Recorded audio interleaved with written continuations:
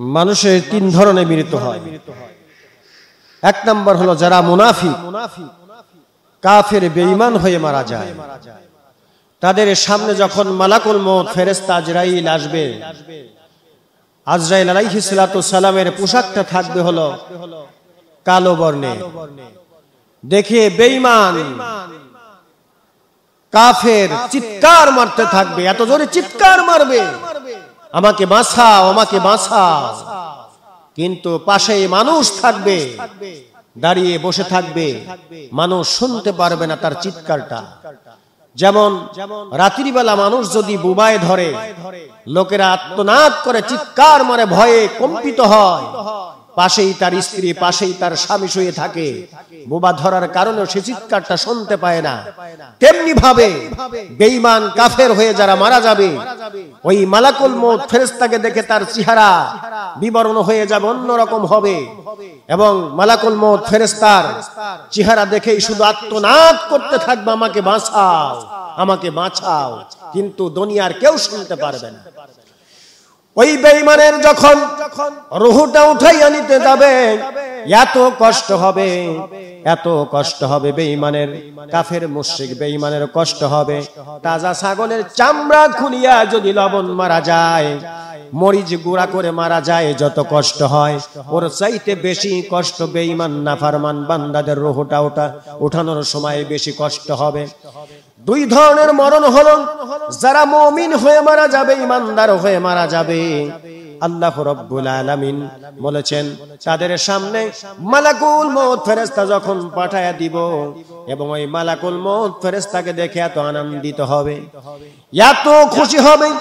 যদি সন্তান 12 বছর প্রবাসে থাকে, মাস বাবা ওই সন্তান 12 বছর পর যখন চলে আসবে দেশে, অনেক টাকা রুজি রোজগার কামাই করে মা বাবাকে দিয়েছে, এত খুশি হবে।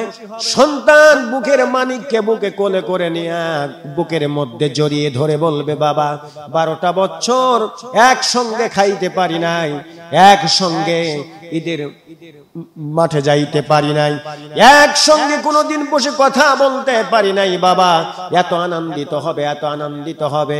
এই জন্য নবীজি বলছে, যারা ইমানদার মুমিন মুত্তাকি হবে, মালাকুল মউত ফেরেশতা আসলেও তারা এত খুশি হয়ে যাবে।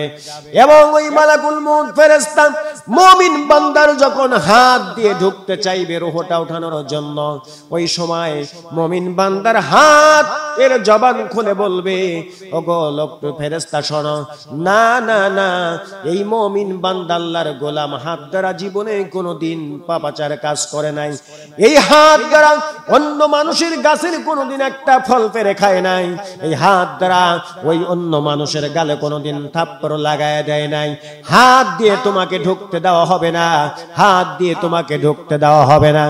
মুমিন বান্দার যখন পা দিয়ে ঢুকতে যাইবে, পায়ের জবান খুলে যাবে, আর ডাক দিয়া বলবে, তুমি কি জানো এই পা দ্বারা কোনোদিন মানুষের জমি সোজা যায় নাই, ঘুরে ঘুরে গিয়েছে।